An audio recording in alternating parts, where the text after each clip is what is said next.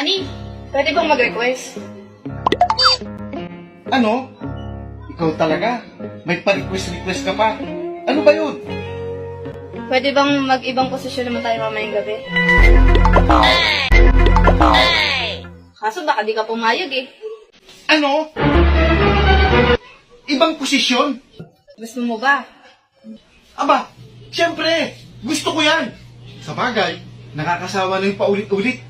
Ano bang gusto mong posisyon, honey? Sabihin mo lang, isi-search ko agad sa internet. Gusto ko sana. Tumayo ka dito sa lababo. Wow! Tatayo ako sa lababo, tapos... Pagkatapos, ikaw naman magugas ng plato dito. Ako naman ang i-gadget magse-cellphone. Oh no! Wala ka nang ginawa dito. Ang tamad-tamad mo, inayupak ka.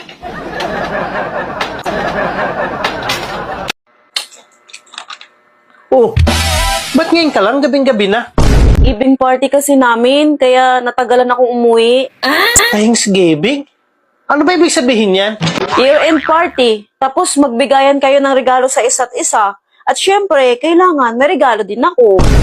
Wala naman akong nakita na may binili kang regalo ah. Hindi ko na kasi kailangang bilhin ang napili nilang iregalo ko. Eh, pasalamat ka dahil wala kang ginastos. Napakaswerte ng Pasko mo ngayon. Tika, ano ba nangyari niyan? Bakit basang-basa? Ah, yan kasi ang gusto nilang iregalo ko. Kaya swerte ko, nakatipid. Hindi ka man lang nagreklamo? Ano ka ba? Bawal magreklamo. Thanksgiving nga eh. O di, ang laki din ng ngiti mo. At nagustuhan mo rin. Kahit hindi ko gusto, hindi pwedeng magreklamo.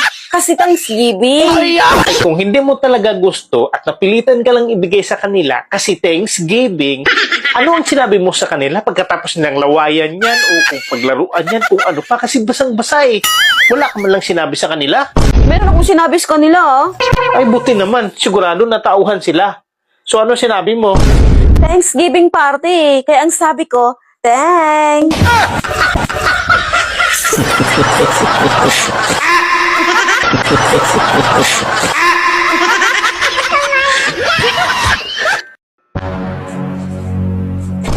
Saan ka ba galing?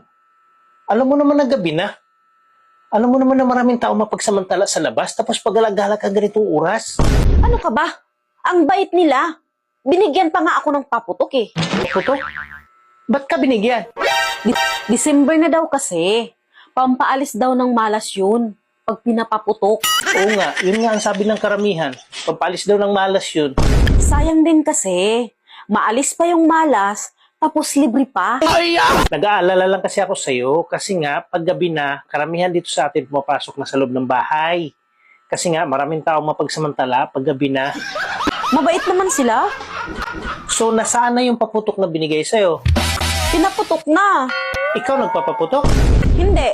Sila ang nagpaputok. Bihira. Binigay sa'yo tapos sila din naman pala nagpapaputok? Eh, ayaw pahawakan eh. Eh, saan kayo nagpaputok? Ayaw ko ipakita sa'yo. Nahihiya ako. Pero sabi niya, tanggal na daw ang malas. Kasi naputukan na. Eh, bakit wala akong narinig na putok galing sa labas? Eh, paano mo naman marinig? Eh, sa loob pinaputok. Sa loob ng bahay?